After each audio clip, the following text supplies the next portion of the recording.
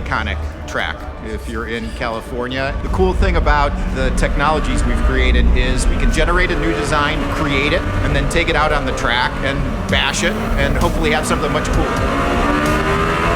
This is something that is years in the making. It's about 8 inches wider. We've switched over our battery cells to an F1 battery cell. The aero is now 3.5 to 1. So this is like a real GT3 car plus in terms of being glued to the track.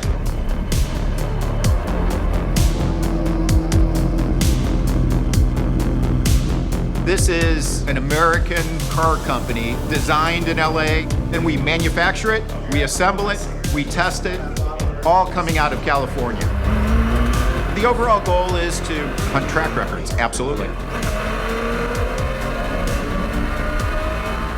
The current record holder around here is the MCLAREN SENNA, 1:27.6. On paper, I think we've got the right ingredients, we've just got to get the recipe right now to get them all to work together.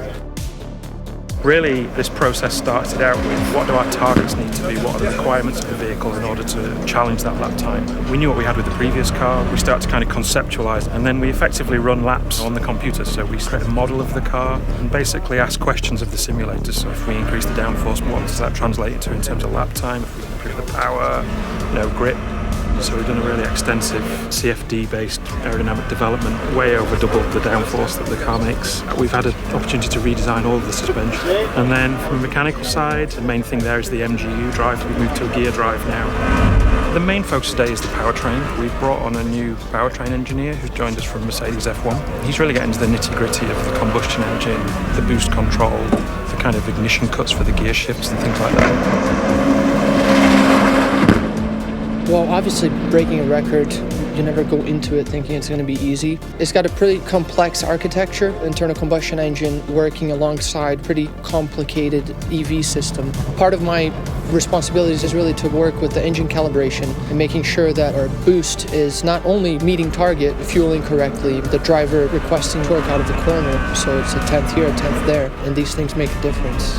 On paper, we have a lot of confidence that this car can perform. 30.2, which is 2.6 off the record. 65, 70% so far. That's a good indication right there. In addition, we've got Joel with us, obviously the driver today. He's great in terms of real, crystal clear feedback. Helps us to kind of understand where to focus our attentions, where the gains are going to come from. Good acceleration, I would say, out of the corner. I'm getting it, turning right, similar load. I'm not binding, turning to the right. I'm ready to go.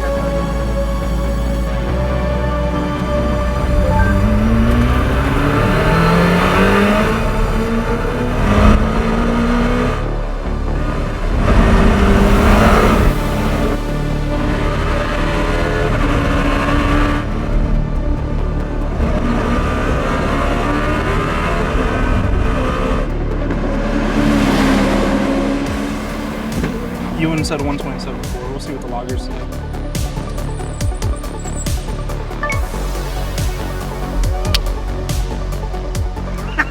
$27.4 on the data. 27.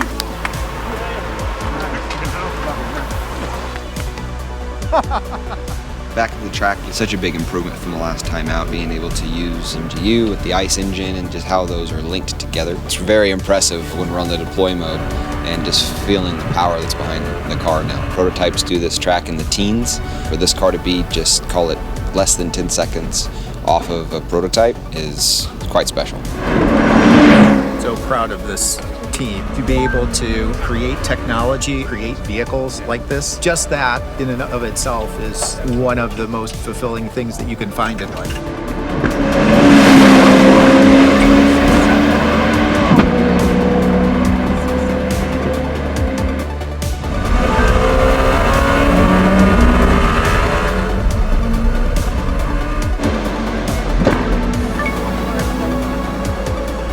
I grew up in Cleveland, the youngest of 5, in a very working class family with 2 older brothers who were car mechanics, and started working on cars when I was probably 4 or 5 years old and reading about California, Hot Rod Magazine and Motor Trend and Carcraft and about this track and about Can-Am, and to see this happen is completely mind-blowing because, it takes me back to being an 8-year-old laying in bed thinking about California as some far, far away dreamland, and you see this actually happen.